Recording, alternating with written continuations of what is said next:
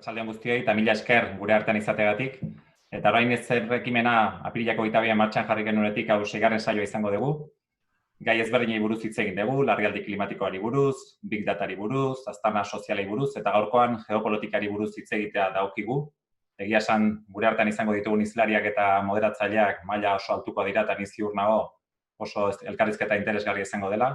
Gaur goizean Leire Arrietak komunikabide batean kaleratu den artikuluan aipatzen zuen bezala, hainbat ziurgabetasun daude etorkizunari begira ere bai. Estatuek ze paper jokatuko duten eta ze modelo hautatuko ote duten, politika protekzionistak hartuko ote diren edo ez, Pol Morillasek bareizpazioen Europa mailan ea zerolako neurriak hartuko diren, oraintxe Bruselan bilduta daude, martxan jarriko den fondo horren inguruan eztabaidatzeko. Beraz, hainbat zalantza, hainbat ziurgabetasun eta hainbat erronka daude aurretik geopolitikari dagokionez ere. Eta ez da garrantzitsuena niri entzutea, baizik eta hizlari entzutea eta moderatzaileari entzutea, eta beraz, eskerrak emanaz zuek hor beste aldean izateagatik, Juanjo Alvarezi egitzea emango diot. Juanjo, nahi duzunean? Eskerrik asko, Ander, eta arratsalde on guztioi. Muy buenas tardes a todos. Como apuntaba Ander Aizpuru, nos juntamos hoy en el 6º diálogo en torno a una cuestión que en realidad vertebra todo el debate que venimos realizando desde el inicio del ciclo. Analizar la dimensión geopolítica es tanto como preguntarnos cuál va a ser el futuro, ¿no? Cómo ahormar nuestro futuro, y para analizar todo ello, los retos que plantea el multilateralismo que puede emerger a partir de esta materia, toda la dimensión relativa y fundamental a lo que puede ser la gestión de la incertidumbre. Tenemos hoy a 3 especialistas en 3 niveles complementarios, ¿no? Para poder hablar de algo que en realidad es la gestión de la incertidumbre, ¿no? Preguntarnos por la carrera de la predicción que se está realizando en lo geopolítico. Probablemente más interesante que eso pueda ser, al menos, diagnosticar el papel de los Estados-nación en este contexto, el análisis de la globalización y las derivadas que pudiera haber, si el multilateralismo va a realmente emerger como una nueva forma de liderazgo compartido, nuestra Europa, qué tiene que decir nuestra Europa en todo este contexto, la cooperación internacional, en definitiva, el mundo del mañana, ¿no? Y para eso, y para tratar de extraer entre todos un pozo de destilación para algo clave, tenemos a 3 personas de altísimo nivel, ¿no? Por un lado, Cristina Galac, secretaria de Estado de Acción Exterior y para Iberoamérica y el Caribe. Además, tiene larguísima experiencia como alta comisionada en la Agenda 2030, antigua adjunta al Secretario General de la Secretaría General de Naciones Unidas, y en este momento, en esa importantísima dimensión dentro del Ministerio de Asuntos Exteriores, en la parte institucional, ¿no? Creo que nos va a poder dar una vertiente y una visión de primer nivel, complementada por la que, por un lado, Pol Morillas, director e investigador senior del CIDOP, ¿no? El Barcelona Center for International Affairs, que es la referencia en nuestro país y en Europa en todo lo que es el análisis de la geopolítica, y Leire Arrieta, doctora en Historia Contemporánea, profesora titular de la Universidad de Deusto, y que puede ofrecernos, yo creo, una mirada al pasado, no para olvidarlo, sino para extraer lecciones y ver exactamente si toda la prospección que se está haciendo a futuro puede o no complementarse con un análisis de lo que hemos podido vivir en otras etapas de discontinuidad histórica, ¿no?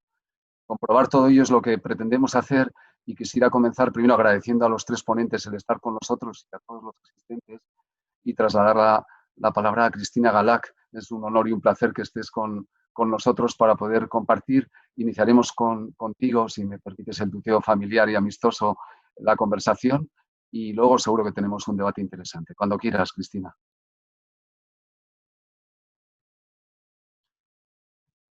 Sacar el modo C. Muchísimas gracias. ¿Me escucháis bien? ¿Sí? Sí, sí, sí. ¿Me escucháis bien, no? Venga, pues quizá en lugar de entretenerme a analizar o a pensar en voz alta sobre lo que va a cambiar o lo que no va a cambiar, porque yo creo que sabemos que algunas cosas van a cambiar o lo intuimos, pero la incertidumbre es grande. Y sobre todo creo que esta es una ciencia un poco inexacta, ¿no? La de la predicción. Hace tan solo pues, 3 o 4 meses pensábamos, no nos podíamos imaginar que una cosa así sucediera, lo que nos ha sucedido. Yo os voy a dar 2 ejemplos de lo que en cuestiones de política exterior y en un momento donde nos parece que estamos muy abrumados, de que el mundo está abocado a una gran crisis económica, que esto parece que será cierto, ¿no? Sobre todo una recesión, de que pues hay grandísima incertidumbre.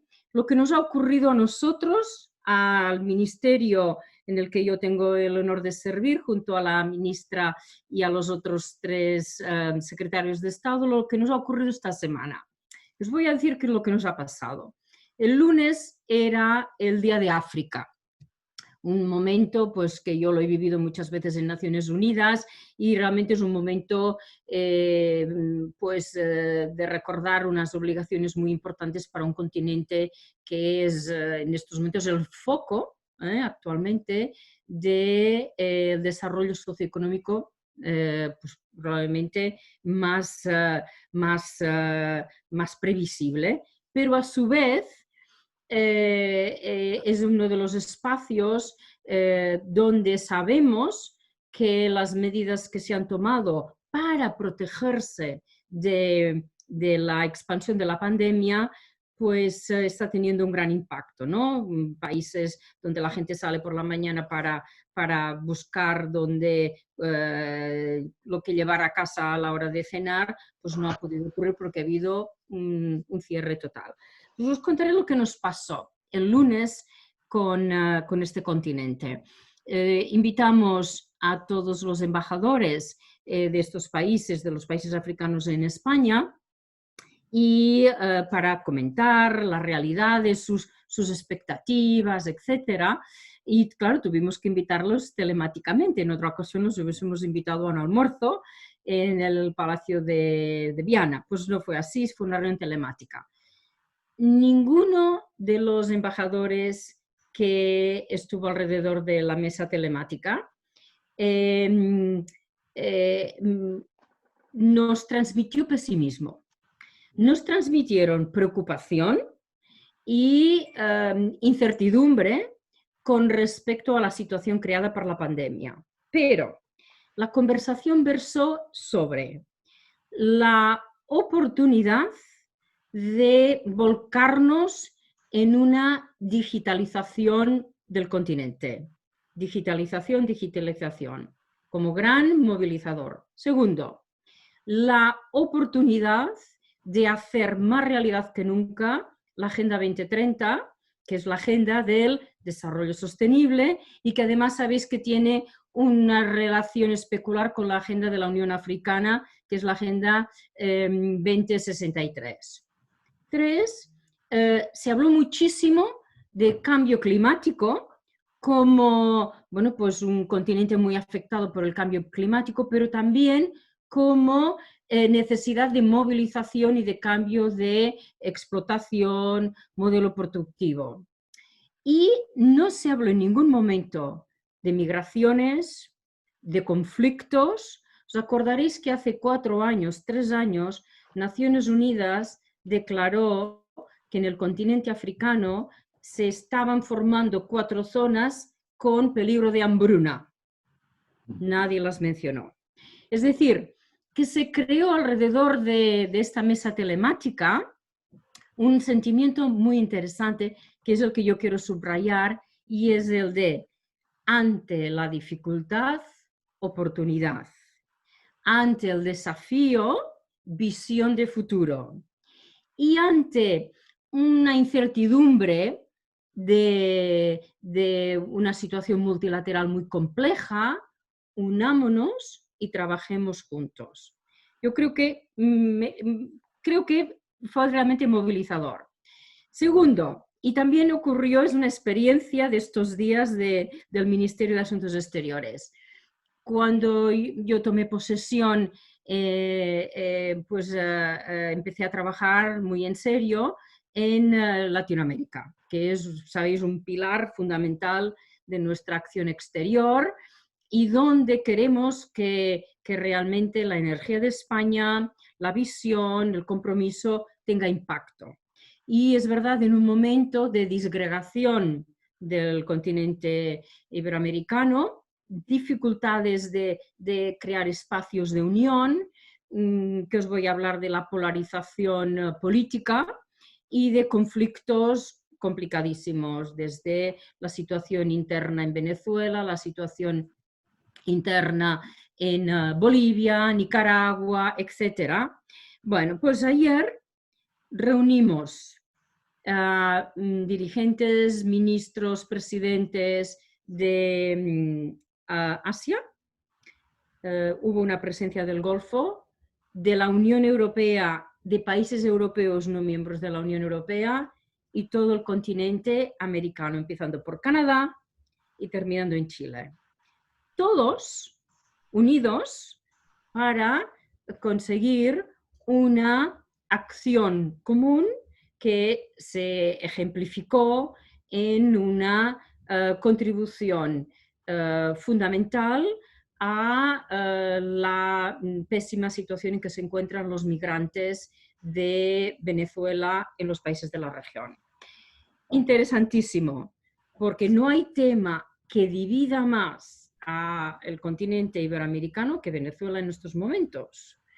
Bueno, pues la fuerza de todos con el mismo mensaje de afrontar el reto humanitario, pero no solo, sino también el reto de desarrollo, el reto de los países que albergan cientos de miles de migrantes, han ofrecido a estos migrantes desde tarjetas de identidad que los amalgaman a sus propias poblaciones, educación a los niños, inclusión socioeconómica a los mayores, pues con un altísimo compromiso de solidaridad, pues como todo,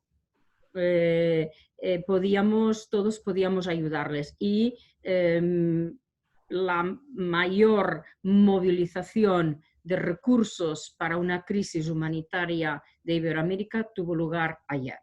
Por tanto, yo creo que también es otra señal de que dudamos del multilateralismo, Naciones Unidas, fragilizada, países claves se van de la OMS, pero ayer, aparte de que los migrantes venezolanos fueron los grandes protagonistas, los otros protagonistas fueron las organizaciones de Naciones Unidas, ACNUR y la Organización Internacional de Migraciones, pero otras que trabajan, y luego los países receptores. Por tanto, yo en estos dos ejemplos me gustaría, como dice en inglés, kick off, un debate de oportunidades. Realmente estamos en una situación extraordinaria, pero literalmente estamos en un momento de grandes dificultades, pero dos regiones del mundo muy afectadas por el COVID, que han tomado medidas drásticas de cerrar sus economías,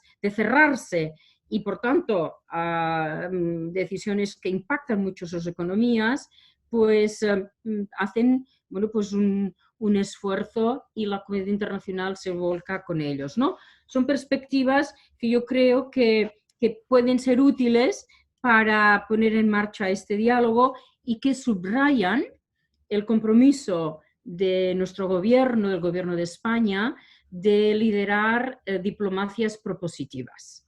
Creo que no estamos en momentos de no hacer otra cosa que poner sobre la mesa ideas concretas con una visión, pero que movilicen regularmente, metódicamente, a los recursos que tenemos, y en recursos me refiero a todos, me refiero pues a nuestras capacidades políticas, diplomáticas, de gestión de crisis, económicas, comerciales, porque el mundo post-COVID será un mundo muy complejo, vosotros lo vais a hacer, pero está lleno de esperanza.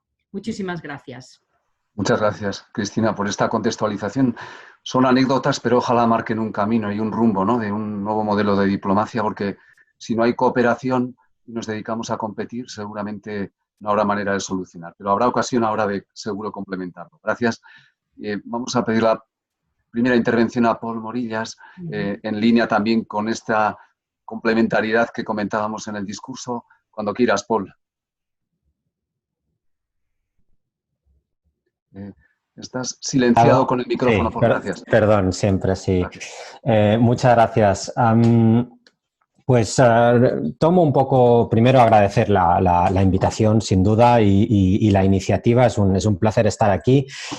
Y hablar después de la secretaria de Estado, de Cristina Gallach, porque precisamente una parte de mi intervención también iba dirigida a señalar algunas de las oportunidades que surgen de cualquier cambio. La sesión de hoy es cambio en geopolítica, pues del cambio podemos aprender y sacar oportunidades de cualquier cambio. También, por supuesto, hay factores de riesgo. Y yo quería sencillamente poner encima de la mesa 3 factores de riesgo para mí y de crisis importantes que nos desvela la crisis del coronavirus, y también poner encima de la mesa 3 oportunidades que pueden salir de esta situación. En primer lugar, empezando por la crisis o los elementos que suponen un reto, sin duda. En primer lugar, para mí, lo que esta crisis pone de relieve es que hay un gran desacople entre la globalidad de la crisis y lo global que representa esta crisis, global en geografía, pero global en tema, global en ámbitos en los que afecta la crisis, global en cuanto a niveles de gobierno, global en cuanto a ámbitos de actuación. Es decir, es una crisis verdaderamente global, y el desacople que hay con una respuesta eminentemente nacional que ha tomado, digamos, el protagonismo en muchos países y en muchos elementos de tratar de dar salida a esta crisis. Y eso, más que poner encima de la mesa esta contradicción, lo que revela es el reto que supone el actual sistema de gobernanza multilateral y global. Es decir, tenemos un sistema de gobernanza que no está exactamente preparado para este tipo de retos, que está muchas veces sujeto a unas dinámicas de poder y a unos vetos que se reparten las principales potencias en el seno de estas organizaciones internacionales, y que es sujeto en mayor medida a unas dinámicas de multipolaridad en el sistema internacional y crecientemente de bipolaridad en ese sistema internacional, con algunos la llaman nueva guerra fría, cada vez más, digamos, evidente entre una concepción del mundo americana y una concepción del mundo china, y ahí voy a volver al final. Segundo lugar, un reto que tiene que ver con una serie de nuevas dinámicas de la globalización, o podríamos llamar de la hiperglobalización, que habían caracterizado nuestro sistema económico internacional en las últimas décadas. Es decir, nos basábamos sobre todo en unas cadenas de valor globales, absolutamente globales, en unas dinámicas de just in time, como dicen en inglés, de provisión de bienes de manera casi instantánea de un lugar a otro del mundo a mucha velocidad, y eso puede en cierta medida cambiar, y eso puede en cierta medida revertir en mayor protección de según qué bienes y su producción a nivel, si no nacional, sí regional, y que por lo tanto esto puede en cierta medida suponer un reto para este sistema de comercio internacional y de lógicas globales de las cadenas de valor que no habíamos visto hasta la fecha. En tercer lugar, la aparición con esta crisis de una serie de nuevas desigualdades que pueden ser muy importantes, no solo entre países, no solo entre regiones, y aquí la Secretaria de Estado, por supuesto, veía el elemento aglutinador de las oportunidades que surgen, pero también tenemos que tener en cuenta las desigualdades que potencialmente puede generar esto en según qué sectores de la población que han visto como su cuarentena era, digamos, tan presencial como cualquier otro día de su semana regular. Además, con una correlación directa entre renta y capacidad de teletrabajar, y que por lo tanto las rentas más bajas tienen mucha menos capacidad de teletrabajar y por lo tanto están mucho más expuestas a las consecuencias de esta crisis, y por lo tanto una serie de desigualdades que estaban allí, pero que esta crisis puede poner encima de la mesa. Y también sumo aquí la posibilidad de una creciente brecha digital a raíz de las respuestas a esta crisis. 3 retos, 3 posibles crisis, pero también 3 oportunidades rápidamente. En primer lugar, la oportunidad que genera el fin de aquello que algunos pusieron encima de la mesa al principio de la pandemia. Es decir, los autoritarismos responden mejor, tienen más capacidad de control de este tipo de fenómenos, las democracias son más lentas y más ineficaces a la hora de abordar esta crisis. Eso se ha visto que no es el caso. Es decir, hay muchas democracias que han pasado por delante, han sido mucho más resilientes, han sido mucho más capaces de controlar no solo la pandemia, sino también las consecuencias de la pandemia y empezar un debate interno mucho más sano, mucho más equilibrado en cómo tiene que ser la sociedad post-coronavirus. Y por lo tanto una mayor capacidad de control de la pandemia, pero también de día después, de dibujar ese día después, y un descrédito absoluto de las recetas populistas, empezando por, digamos, la lógica de la comunidad de rebaño, la inmunidad de rebaño, perdón, que promulgó en su momento Boris Johnson, que Donald Trump también se apuntó, incluso con toda una serie de elementos que le están yendo muy en contra de esta receta basada en el mi país primero, basada en el personalismo político y la necesidad de cambiar una lógica y que por lo tanto puede en cierta medida reforzar aquellas democracias que mejor contengan la pandemia y su salida. En segundo lugar, una oportunidad de reforma de la agenda global, es decir, esos vínculos existentes entre agendas a escala global se han puesto encima de la mesa a nivel de salud, a nivel digital, a nivel de clima, a nivel de desarrollo, a nivel de todo, de economía y de sociedad, que no habíamos puesto encima de la mesa en su globalidad de una manera tan clara como con esta crisis. Y por lo tanto de aquí sale una necesidad de adaptación de esta agenda global en la lógica de avanzar en esta comunión de agendas y, por lo tanto, de reforzar los mecanismos existentes en la gobernanza global que tienen esa visión global y que, por lo tanto, no se basan solo en una segmentación de los problemas. Y, en tercer lugar, una oportunidad para la Unión Europea. La Unión Europea se enfrenta a una revisión de base de todos sus principios fundamentales. Es un producto de la globalización está cambiando, es un producto de la lógica de integración regional, está en crisis en muchos lugares del mundo, pero también en Europa, tras el Brexit y demás, ha habido una crisis sobre esto. Hay una crisis severa sobre la democracia, los derechos humanos y el Estado de Derecho, incluso dentro de la Unión Europea, en Hungría, en Polonia, donde se ha aprovechado la crisis para pasar una serie de reformas y de propuestas muy en contra de los principios fundamentales de la Unión Europea, y hay un reto fundamental para el mercado interior de la Unión Europea. Por lo tanto, hay una necesaria revisión de los principios. Dicho esto, la Unión Europea es el único ejemplo de éxito paradigmático donde la cooperación internacional ha conseguido, no ahora, no en este momento, no en los últimos 10 años, pero sí anteriormente, ha conseguido dinámicas de suma positiva y dinámicas de entender la cooperación como todos ganamos gracias a esa cooperación. Ha habido buenos pasos últimamente, hoy los estamos discutiendo, la Comisión acaba de sacar su propuesta, ha habido la propuesta franco-alemana buena también, sustentada en buena medida, una propuesta también española que ha tenido una agenda propositiva muy destacable y muy posibilista en el buen sentido de la palabra, y por lo tanto esta opción está, esta oportunidad para Europa está. Lo que necesita, y con eso lo dejo, es una lógica de un pacto político nuevo en el seno de la Unión Europea que entienda que aquí estamos para formular políticas en su conjunto beneficiosas para todo el mundo, pero que se base en la lógica del pacto político existente en cualquier comunidad de destino. Eso ha faltado, eso es en lo que hay que trabajar, pero yo creo que no es del todo imposible. Muchas gracias. Gracias, Paul. Es muy sugerente contextualización. Es decir, que ya no hemos de ir a los modelos de dominación geopolítica, sino de sostenibilidad geopolítica, tal vez, ¿no? Podría ser el resumen de una excelente dimensión. Y que digas que podemos ser potencia emergente, no como dominación, sino como sostenibilidad en Europa, nos puede elevar un poco la autoestima como europeos. Sobre eso creo que seguro Leire nos puede hablar, analizando un poco si realmente 75 años, que no es nada y es mucho, nos puede dar o no lecciones de cara a lo que estamos analizando. Leire Arrieta, Leire, cuando quieras. Gracias. ¿Se me oye bien? Sí, perfecto, Leire. Sí, vale. Muchísimas gracias, Juanjo. Muchísimas gracias, Ander, por la invitación, y me gustaría que hicierais extensible mi agradecimiento a todo Governance, a todo Kutxa Fundació por esta iniciativa. Y es un verdadero placer estar en esta sesión y, por tanto, mil gracias. Como has comentado antes, Juanjo, soy historiadora y, por tanto, mi ámbito de análisis se aleja un tanto del tema que estamos tratando hoy, pero me alegra ver que tanto las intervenciones previas coinciden muchísimo en lo que yo tengo preparado para la sesión de hoy.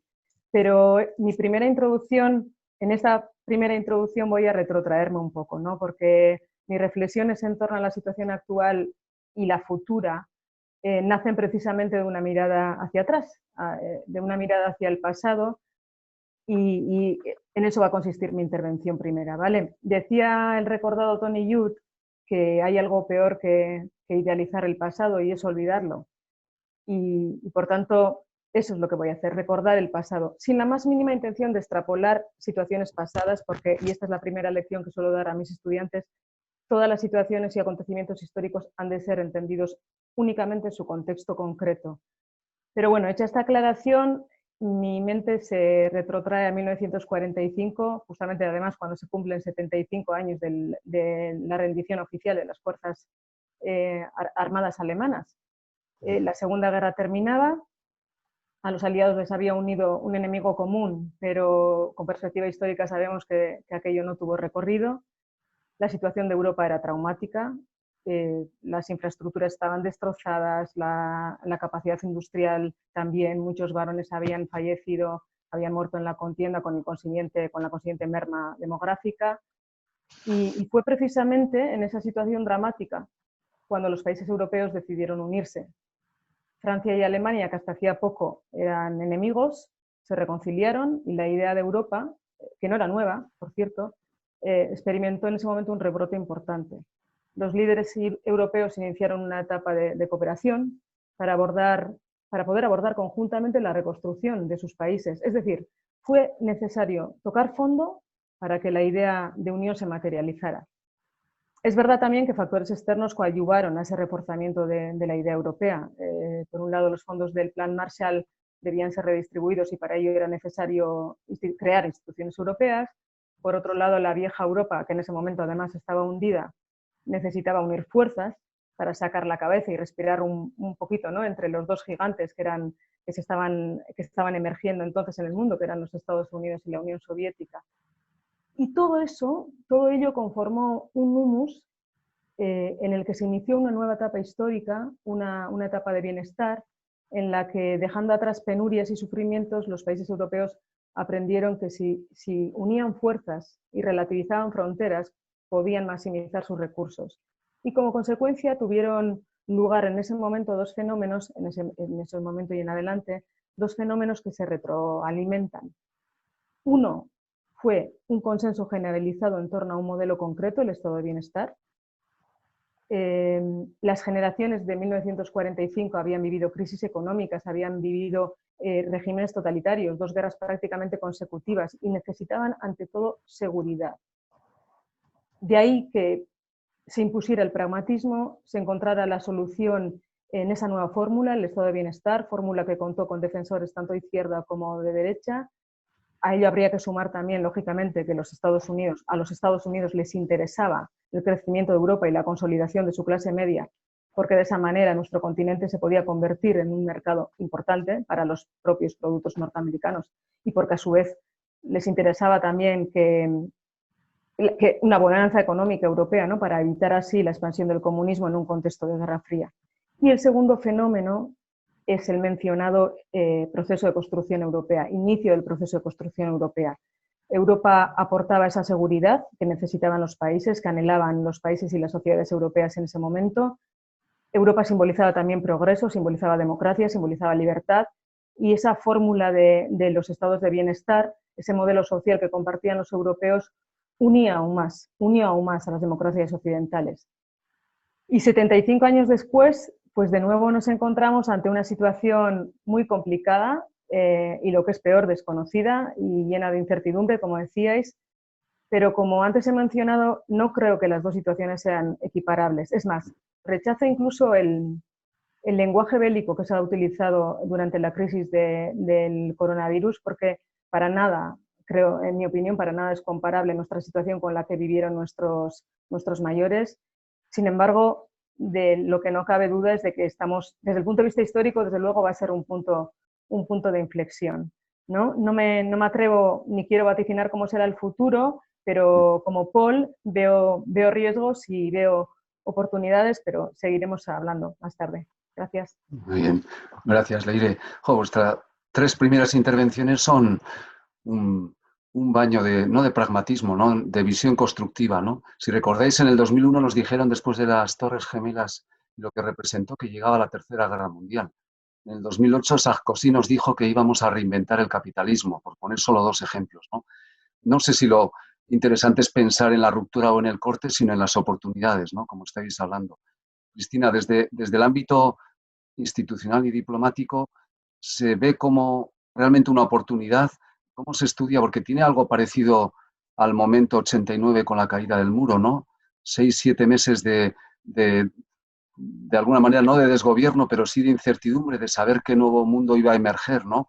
Y la gran pregunta para los 3, ¿no? Si también es o no un momento Suez, como cuando el Reino Unido en el 56 dejó de ser gran potencia, a pesar de que ahora crean volver al imperio con el Brexit, ingenuamente, ¿no? No creo que pueda haber imperios en el 21, pero es realmente un cambio geopolítico en ese nivel. Miramos a Asia, como apuntaba Paul, ¿qué papel nos toca en las diplomacias, ¿no? Cristina, si pudieras aventurar vuestra visión desde ahí, y luego Paul y Leire, encantados de hacer un punto y seguido. Muchas gracias. Yo quisiera que no infravaloráramos la gravedad de la situación. Yo creo que yo he querido comenzar con unos mensajes optimistas porque yo creo que no, esperan de nosotros, nuestras contrapartes, la ciudadanía, que sepamos construir de esta situación tan grave, ¿no? Pero tenemos que ser conscientes,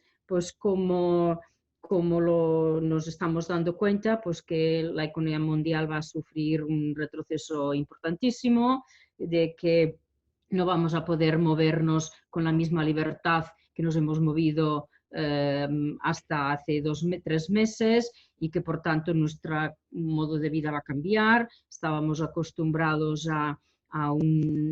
bueno, pues que la movilidad era un derecho inherente y íbamos donde nos parecía y ahora no. Y ahora encontramos en la otra persona que se encuentra a 2 metros de nosotros, pues un aliado, pero a su vez nos tenemos que proteger de ellos y de los demás. Por lo tanto, es absolutamente importante admitir el desafío del momento, el desafío social, el desafío económico. Hay que admitir que pues lo ha comentado Paul, ¿no? Que las personas que no han tenido acceso digital pues no han podido seguir avanzando en su formación, ni se han podido comunicar con sus familias como hemos hecho nosotros, que sobre todo los que tenemos las familias confinadas en otras partes del mundo, ¿no? Por tanto, necesitamos unos liderazgos que dejen claro la seriedad del momento, que dejen claro que de este momento se sale con visiones compartidas. Por tanto, creo que es fundamental el trabajo que hay que hacer de nuestros líderes a todos los niveles, desde los alcaldes a las comunidades autónomas, los presidentes de los gobiernos, a nivel europeo y a nivel mundial, visiones compartidas y de responsabilidad. Pero yo creo que hay 3 tendencias muy interesantes.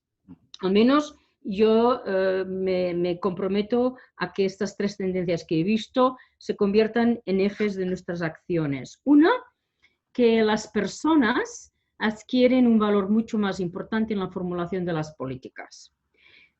Desde hace mucho tiempo, la salud de las personas es un eje clave de nuestra acción exterior. No abrimos fronteras hasta que no estemos seguros de que la salud de las personas nos lo va a facilitar, nos lo permitirá. Esta atención que hemos puesto en la Asamblea de la Salud Mundial de la OMS, que lleva años celebrándose, pero prácticamente pocas veces le habíamos puesto tanta atención, que una conferencia mundial sobre las vacunas adquiera unos límites extraordinarios de financiación.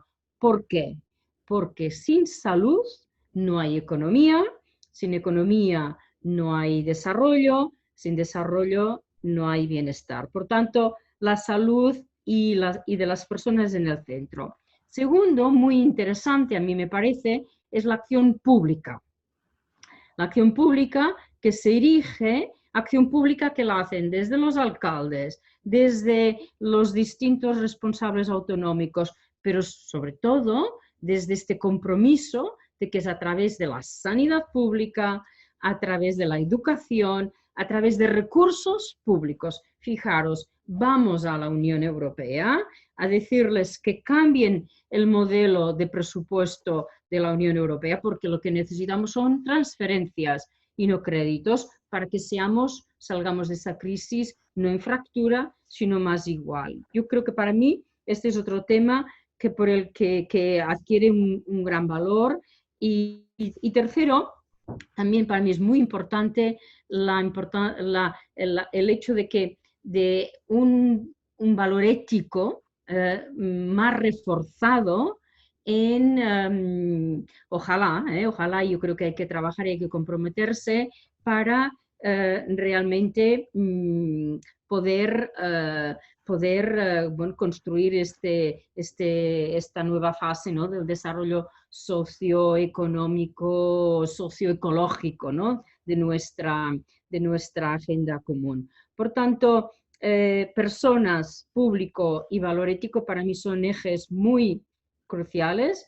Necesitamos unas fortalezas de liderazgo.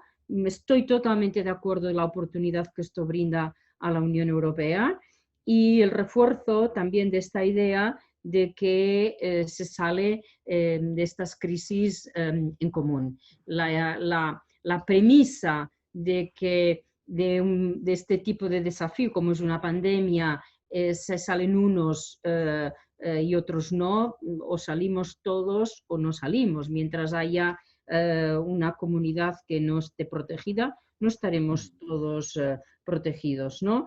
Es verdad, y luego quizá para otro turno podemos hablar de los grandes desafíos que tenemos, lo que se nos ha congelado y que por tanto no hemos resuelto, cómo vamos a movilizarnos, todavía esta dificultad que tenemos de trabajar en transversal y el hecho de que tenemos unas brechas grandes y que nos cuesta mucho romper. Pero yo dejaría estas tres ideas de personas, público y valor ético en el centro de nuestra discusión. Gracias, Cristina. Tradicionalmente han sido el pariente pobre de muchas políticas, ¿no? También incluso de Europa, que hemos ido a muy diferente velocidad. Me parece fundamental el acento en los valores. Paul, en continuación a esta cuestión hay una pregunta muy interesante. Formula la pregunta pensando en el bienestar y en el progreso humano sobre la contraposición, nos dice un asistente, entre la visión a corto de las democracias occidentales, nos propone, frente a la visión a más medio-largo plazo, sin prisa, de lo que señala como centralismo y autoritarismo chino, ¿no? Hay dos modelos de concepción de cara a este objetivo, ¿no? ¿Qué opinarías sobre ello, Paul? Y luego hay una pregunta para Leire a continuación. Bien, claro, y aquí el mejor, quien mejor puede responder a esta cuestión sin duda es Daniel Innerarity, ¿no?, a quien todos conocéis muy bien, ¿no? Pero él habla mucho y ha escrito sobre la complejidad de nuestras democracias. Y efectivamente lo que estamos viendo ahora con el coronavirus, pero también desde hace tiempo, es que hay una desincronía o desincronización muy fuerte entre lo inmediato de los retos, lo inmediatas que queremos que sean las respuestas a estos retos por parte de nuestros sistemas de gobierno y lo difícil que es, y lo lento por lo tanto que es, tejer los consensos necesarios, articular las respuestas al nivel que hace falta, que es muchas veces el global, y que eso sea eficaz. Y aquí hay una gran desincronía entre lo rápido de nuestros tiempos y de nuestras crisis y lo lentas que son nuestros sistemas de gobierno democráticos y de gobernanza internacional. Esto es, yo creo, para mí, el mayor reto que tiene la gobernanza global en estos momentos. Hay retos temáticos muy importantes. Pues el clima, siempre se dice, las brechas y las desigualdades que existen, todo esto son retos muy importantes, temáticos y materiales, si queréis, importantes. Pero para mí, el reto principal pasa por ser capaz de del desacople que vivimos en esa gobernanza internacional, en esta gestión de lo político en el día a día, acoplarla con lo rápido que van las redes sociales y la información, con lo rápido que van, digamos, las dinámicas de concienciación ciudadana sobre esos retos, con lo rápido que van según qué regímenes que se saltan a la torera, digamos, todas, cualquier capacidad de acción conjunta, porque en sus sistemas políticos esto importa menos, ¿no? Y por lo tanto, para mí esta es la gran cuestión de nuestro tiempo, y que en buena medida, si salimos con una efectividad y una rapidez alta por parte de las democracias, entonces iremos mejor, o sea, tendremos más futuro como esquema de gobierno. Ahora mismo no podemos ser muy optimistas porque justo lo estamos empezando a ver.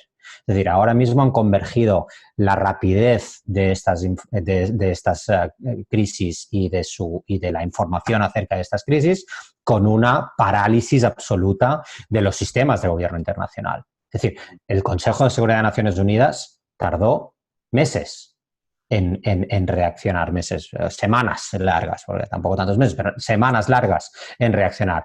La Organización Mundial del Comercio hace mucho tiempo que está bloqueada. La Organización Mundial de la Salud ha sufrido ese bloqueo también. ¿Por qué? Porque estas instituciones son concebidas no tanto como el eje de la respuesta y el sitio donde tomar esas respuestas, sino más bien allá donde cada país juega su guerra, lucha por sus intereses y trata de sacar rédito de estas organizaciones. Por lo tanto, eso aumenta la desincronía, porque el coronavirus ha ido muy rápido en su expansión. Es decir, el efecto mariposa del coronavirus no lo habíamos visto nunca antes, quizá con el propio Internet, es el que tenía el mismo, o las mismas tecnologías tenían esa capacidad de tocar a todos los rincones del mundo, ¿no? Por lo tanto, para mí este es el gran reto. No es nada fácil porque los sistemas de gobierno son complejos y las redes demasiado fáciles a veces, ¿no? Y demasiado fácil de utilizar esa red para sacar el mensaje político, pero aquí para mí es donde está el reto principal.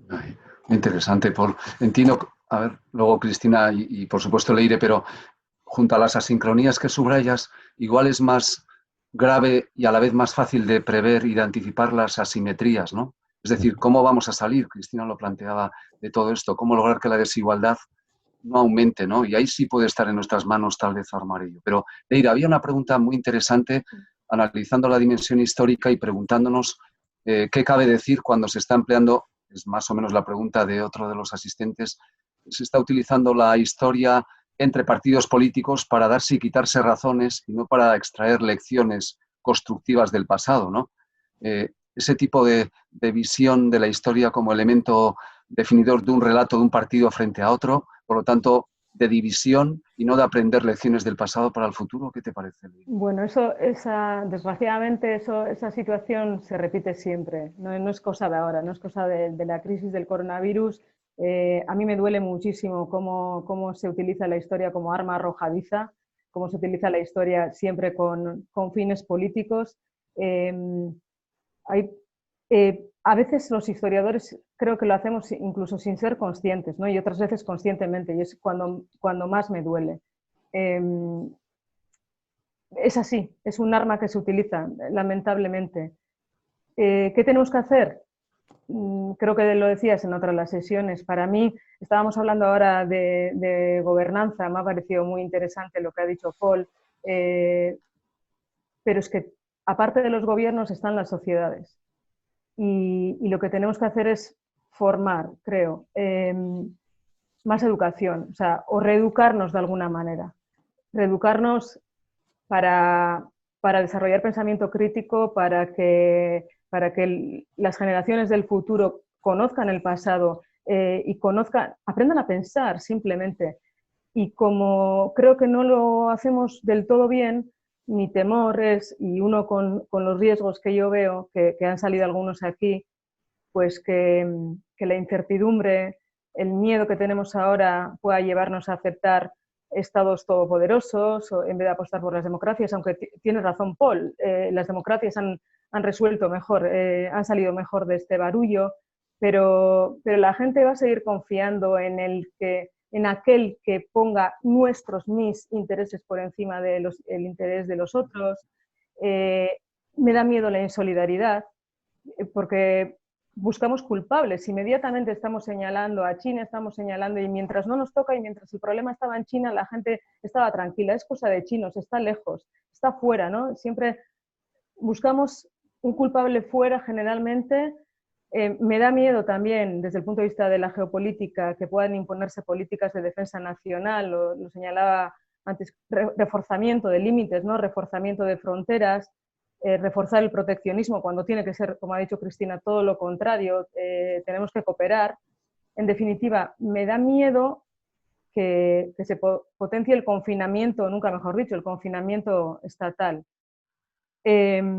También puede suceder que una vez de que pase el miedo inicial que tenemos ahora, todo vuelva a su cauce y no haya el menor replanteamiento de la forma de vivir anterior ni de los desafíos que han salido como el clima, el desarrollo sostenible, etcétera, que están sobre la mesa, estaban ahí y quizá esta sea una oportunidad de oro para replantearlas y para darles una salida, seguramente que sí. Y me da miedo también que la crisis que provoque nuevos embates hacia los estados de bienestar. Cuando hemos visto en esta crisis que lo más importante, como decía Cristina, es que tener buenos sistemas de salud, lo importante que es la salud, lo hemos visto todos. Ojalá aprendamos, porque de esto también se aprende, como hemos aprendido de anteriores crisis. Qué bien. Pero bueno, esos son los riesgos, pero también hay oportunidades.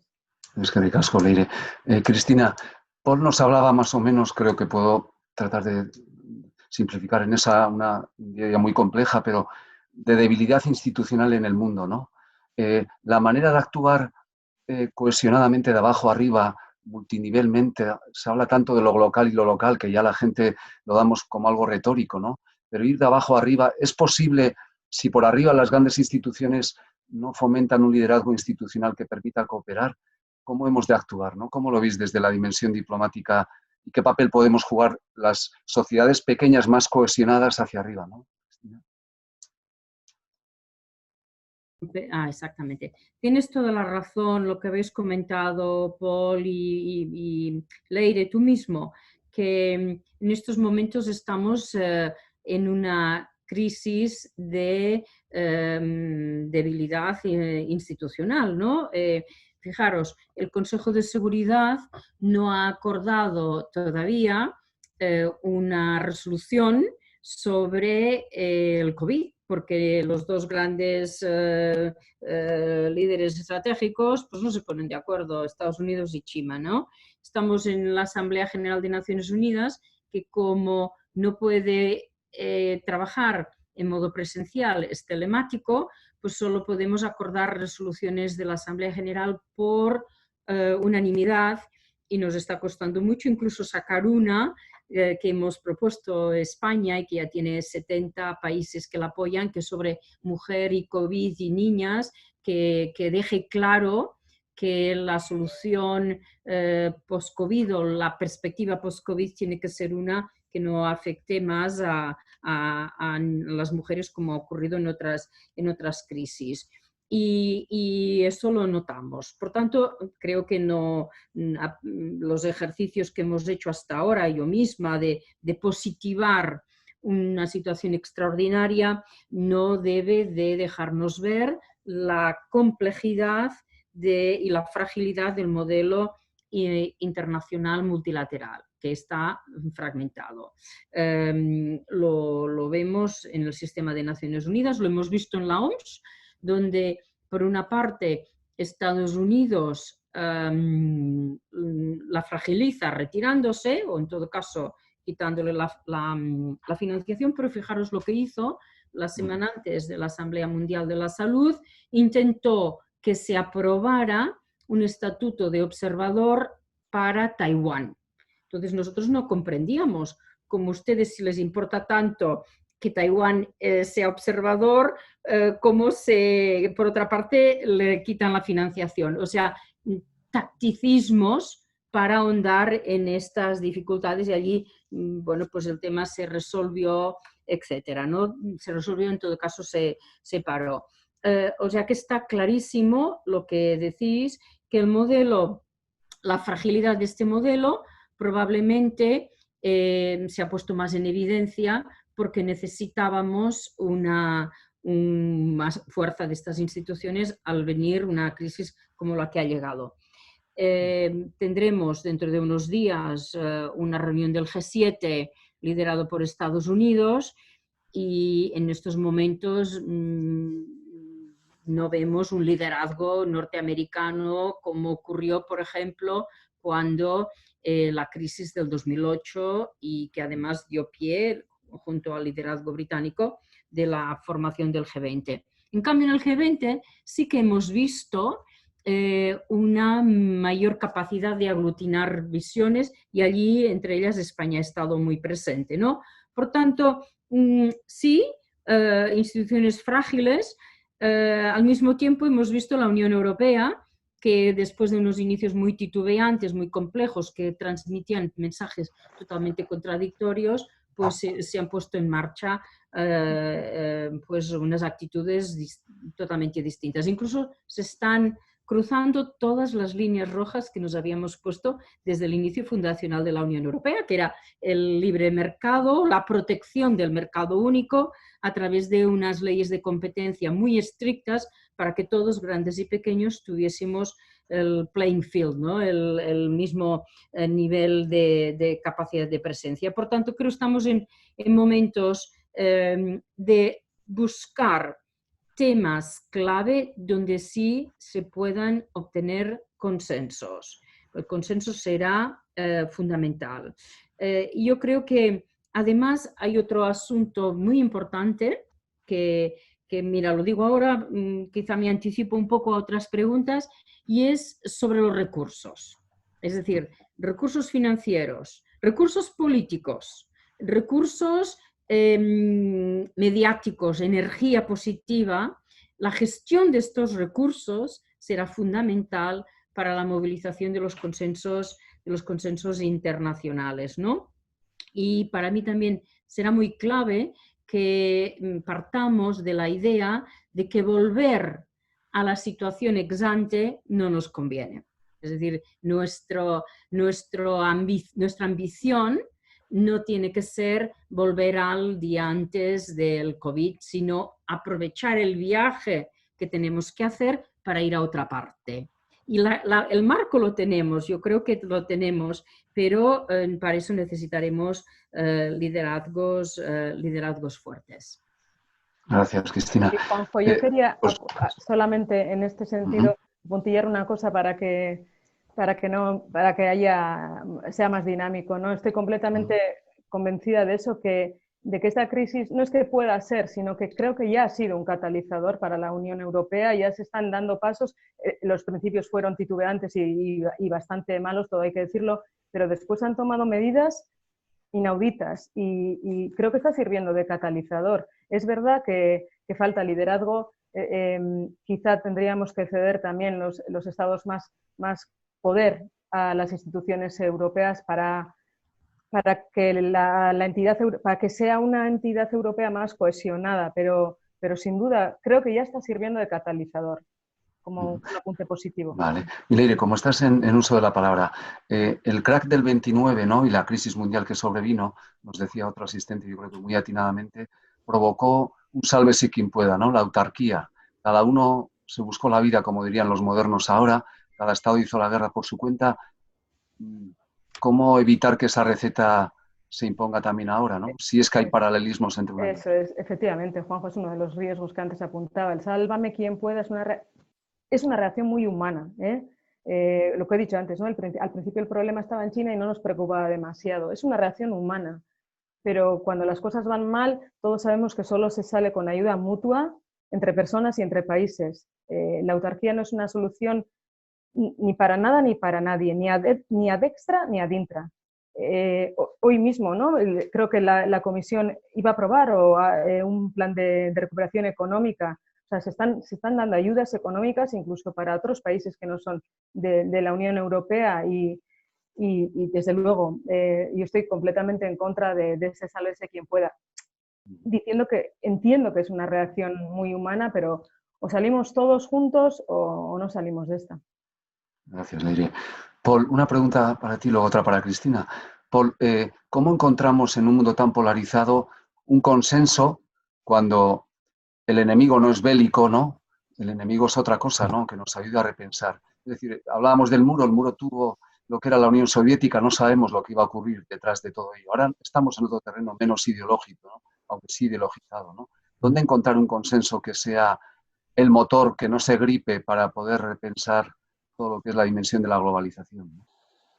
Claro, la gran pregunta, ¿no? Es decir, nuestras sociedades y las occidentales en particular están viviendo en unos niveles de polarización política altísimos, que también viene dada esa polarización por los nuevos mecanismos de información política existentes, ¿no? Y por lo tanto, allá donde está la solución a muchos de nuestros problemas, que es en la comunicación entre personas, pues también tiene, por supuesto, su lado negativo, que es ese incremento de la polarización, esa lógica de vivir en burbujas comunicativas, esa segmentación de las audiencias y esa incapacidad de salirse de lo que uno cree y que el otro le convenza de una posición distinta. Todo esto es, digamos, lo que añade esa complejidad de la gestión política a la que me refería anteriormente, ¿no? Y la polarización, yo creo que, al fin y al cabo, los principales responsables de salir de esta polarización son aquellos que más la están fomentando. Y eso sucede mucho en muchos países y todo el mundo estará pensando cosas cercanas que ha visto últimamente y que le remiten a esa idea, ¿no? Pero lo curioso es que de esta crisis no hemos salido, o no estamos saliendo de esta crisis cuando salgamos, con mayor polarización social. Es decir, no hay elementos claros de polarización en el seno de la sociedad que estén estallando de manera fuerte. Yo creo que todos aquellos que nos están escuchando al principio de la historia pensaron qué pasará si en el supermercado no hay comida y eso es una lógica de guerra y tenemos que ir a salvar a los nuestros y esto se convierte en una conflictividad social. Yo creo que lo pensamos todos al principio, que eso podía ser una situación muy grave que podía producirse. Pues por supuesto no se produjo y la polarización social ha tenido, pues, digamos, una menor incidencia de lo que podríamos haber pensado. En cambio, la polarización política está a unos niveles que parece mentira. Por lo tanto, ¿cómo salimos de esta situación de polarización que nos dificulta la gobernanza? Pues probablemente aquellos responsables de la gobernanza son los que tienen que salir en primera instancia de la polarización, porque es que si no es muy difícil avanzar para la reforma y avanzar para las agendas propositivas que estábamos poniendo encima de la mesa. Y aquí, pues claro que siempre habrá gente aficionada a unirse a grupos conspiranoicos y en Twitter difíciles de... Pues sí, siempre la habrá, pero es que eso no lo podemos controlar. Lo que sí podemos controlar es qué hacemos con ese tipo de mensajes. Y aquí yo creo que la clase política en general tiene un deber muy importante hacia la sociedad.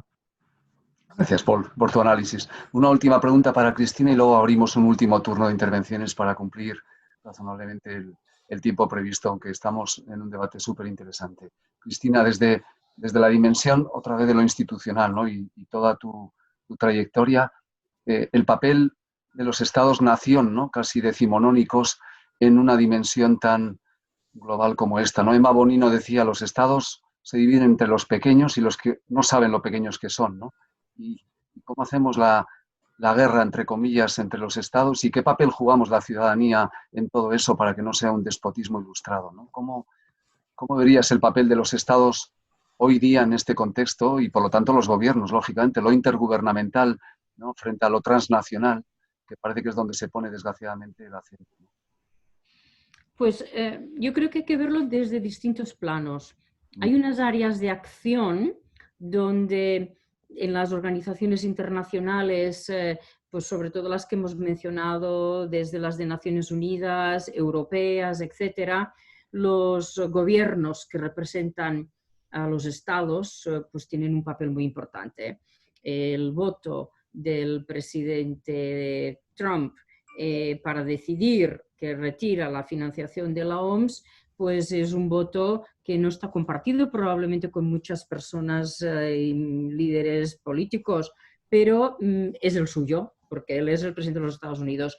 Un ejemplo muy claro es en el tema del cambio climático, que el presidente retira toda su acción en el ámbito de cambio climático, pero en cambio la presencia, el impulso de la energía libre en carbono en Estados Unidos es mayor que nunca.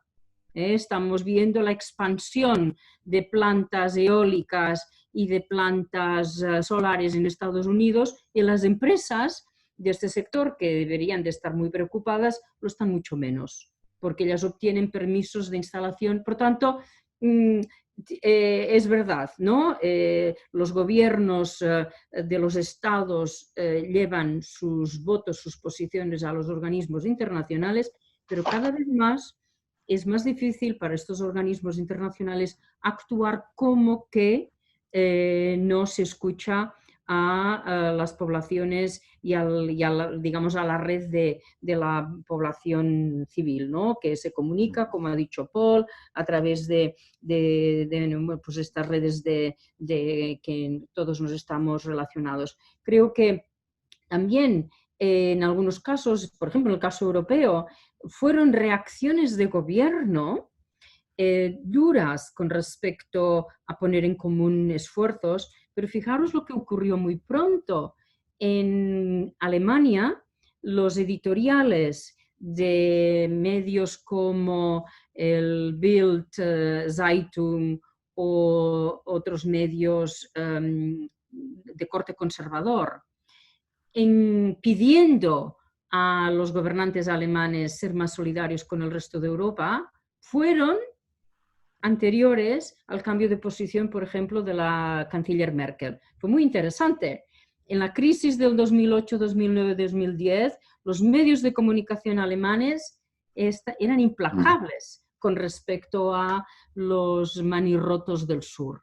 Por tanto, y eso es, nosotros entendimos que el liderazgo de la canciller fue además precedido de una presión mediática interesante, ¿no? Por tanto, estados-nación, estados, por así decirlo, algunos son naciones o estados que tienen varias naciones y nacionalidades, continúan teniendo unos atributos fundamentales en el ejercicio de la política exterior, pero hay unos correctivos.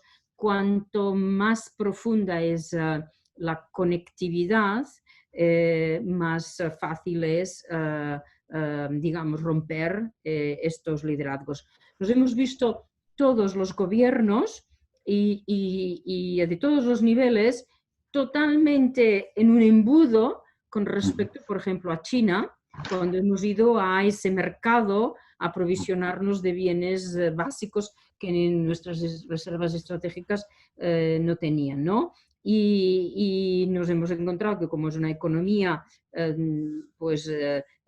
capitalista, pero con un régimen que controla mucho más allá, pues las peticiones del contrato iban acompañadas de gestiones diplomáticas constantemente ante el Ministerio de Exteriores o los Ministerios de Comercio. Por tanto, aquí también había un valor de lo que decías de los límites de los estados. Yo creo que va a seguir siendo así.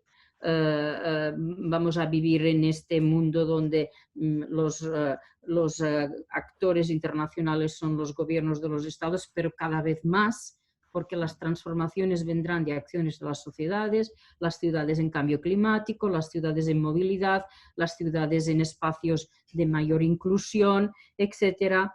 Pues al fondo es una convivencia para forjar el marco de transición en el que vamos a vivir después de cuando la nueva normalidad digamos, ya se instaure, ¿no? Muy bien, gracias Cristina. Vamos llegando al final, hay muchísima interacción con los asistentes no cautivos porque creo que están contribuyendo y enriqueciendo el mismo, pero tenemos que cumplir las previsiones de horario, ¿no? Quería pediros una última intervención a modo de flash, si pudiera ser en este orden. Primero Leire, luego Paul y por último Cristina. Y además de agradeceros de antemano todas vuestras intervenciones, tenéis este último turno de palabra. Leire Naidusunian, cuando quieras, Leire. Vale, es que casco. Bueno, nada, brevemente. Si algo nos enseñó la generación del 45 fue que situaciones mucho más críticas que las de ahora se pueden superar. Los resortes sociales son mucho más fuertes que entonces. No será fácil, lógicamente, tampoco lo fue entonces. En mi opinión, la fórmula es la confianza mutua, la cooperación y la solidaridad. Solidaridad tanto entre personas como entre países. Las personas debemos reeducarnos, descartar de nuestros principios de vida la individualidad compulsiva y la idea de que vivir es adquirir bienes. Debemos aprender a pensar en colectivo. Como decía antes, esta crisis nos ha enseñado que salud y bienestar son lo importante. Y por otro lado, como países debemos superar las fronteras, también mentales. Necesitamos definir objetivos conjuntos, dotar de mayores competencias quizá a las instituciones europeas para que puedan redistribuir mejor los recursos, con el objetivo puesto siempre en la reducción de las desigualdades, porque como cualquier otra crisis también seguramente se cebará con los más vulnerables, tanto personas como países. Por tanto, mayor solidaridad, aunque sea por egoísmo, lo decía Juanjo en una de las sesiones anteriores, porque es que es bueno para todos. En 1945 sucedió lo mismo, fueron sus propios intereses los que llevaron a los Estados Unidos a activar el Plan Marshall, fue la necesidad la que llevó a las democracias occidentales a unir sus producciones de carbón y de acero. Para ello hace falta voluntad. Sé que me diréis eso, ¿no? Voluntad de quienes rigen nuestros destinos, nuestros gobiernos. Y nos falta razón, pero en cualquier caso tampoco podemos cruzarnos de brazos, porque es a nosotros, a los ciudadanos y a las ciudadanas, a quienes nos corresponde decidir qué queremos, ¿no? Decidir qué modelo queremos para el futuro, con quién queremos compartirlo, y lo que tenemos que hacer para ello, en mi opinión, es coordinar esfuerzos, sumar, compartir y aprender los unos de los otros, como en 1945, igual. Gracias. Es que ricasco, Leire. Muchísimas gracias. Paul, cuando quieras. Estás en silencio, Paul, disculpa. Activa el micrófono, por favor, Paul. Sí, perdón, es el mal hábito de... Decía que es que ricasco, que muchas gracias por la invitación en primer lugar, lo he disfrutado muchísimo. Y decía, yo no soy excesivamente optimista tampoco en que estemos en un momento fundacional de algo totalmente nuevo. Yo creo que lo que vamos a ver a raíz del coronavirus es el refuerzo de ciertas tendencias preexistentes a nivel geopolítico, una complejidad muy grande en el gobierno de las cuestiones globales que nos afectan, y una complejidad muy alta de gobierno y de actuación de las organizaciones internacionales y una posibilidad de bloqueo permanente. Yo creo que esto tenemos que vivir con ello. Por lo tanto, un gran paso adelante, un momento de post-Segunda Guerra Mundial, de conformación de un nuevo orden internacional, creo que hacia ahí no vamos a ir. Lo que sí creo es que estamos en un momento en el que tenemos que entender la política exterior y la política internacional mucho más en base a una lógica de nodos, a una lógica nodal. Es decir, me explico, no hay nada que se pueda hacer hoy que no tenga necesariamente geometrías muy variables, actores muy distintos involucrados, niveles de gobierno muy dispares, actores empresariales con actores de la sociedad civil y demás. No hay ninguna política que esto no forme parte de ella misma. Por lo tanto, la gestión de la política exterior en buena medida tiene que pasar por esa capacidad de fomentar la interconexión entre estos nodos que comparten intereses compartidos, ¿no? Y que tienen una agenda compartida. Para esto, si conseguimos en cierta medida con agendas propositivas y agendas, aquello que los ingleses dicen deliver, ¿no? O sea, rendir y ser capaces de dar soluciones a esos problemas, con alianzas flexibles, con capacidad de interlocución con aquellos que quizá no son mucho de nuestro agrado, pero que compartimos un interés en un ámbito conjunto. Si somos capaces de tejer esa política nodal, creo que es mucho más fácil salir del bloqueo en el que estamos en el ámbito más global de gobernanza global. Y para esto, quizá revierte en una política exterior un tanto más aburrida, si me permitís decirlo así, menos de titular, menos de grandes creaciones y más de acción concreta. Pero yo creo que si conseguimos esto, ya habremos avanzado bastante ante los retos que tenemos. La alternativa es peor, que es no avanzar en esos retos y es seguir con el bloqueo. Por lo tanto, es la manera más factible que yo veo de navegar esa lógica y hacerlo en la lógica de la suma positiva que estos acuerdos pueden generar. Algo que Europa hizo muy bien y que se ha olvidado hacer en los últimos años. Gracias, Paul. Muchísimas gracias. Cristina, última palabra y muchísimas gracias también. Muy brevemente, yo creo que hay tres palabras con las que tendremos que vivir y que estarán un poco, yo creo, en el cada día, ¿no?, de nuestras decisiones, ya sean las decisiones de gobierno, las decisiones empresariales o las decisiones de nuestra vida cotidiana, ¿no? Una es la flexibilidad, dos es la adaptabilidad y tres es la generosidad. Y esto deben ser actitudes en un camino que para mí ya está trazado, que es el camino de la Agenda 2030, que es el camino de la sostenibilidad humana y sostenibilidad planetaria, que probablemente tendremos que ajustar en este pacto intergeneracional que representa esta agenda, ¿no?, de qué mundo le dejamos a las generaciones que vienen detrás y que en el fondo ahora es más necesario que nunca, ¿no? Para mí el modelo de marco de acción y de visión sigue siendo de la Agenda 2030 y para caminar necesitaremos ser más flexibles, adaptarnos y ser más generosos porque el fardo que llevamos encima del COVID nos ha puesto en una situación mucho más compleja. Muchas gracias, Cristina. Gracias a los tres. Me recordaba una buena amiga, Josuna Aritondo, a Jean Monnet, ¿no? Nada es posible sin las personas, nada subsiste sin las instituciones, ¿no? Lograr ese equilibrio. Nos agradecemos muchísimo esta intervención a los asistentes y la semana que viene en esta misma hora vamos a abordar la vertiente cultural, ¿no?, como herramienta de cohesión dentro de una sociedad con tres personas de lujo, Santi Eraso, Claude Bissac y Asier Mendizábal, moderados por Edurne Ormazábal. Os invitamos a acercaros también a la cultura, que creo que tiene mucho que ver con todo lo que hemos comentado hoy.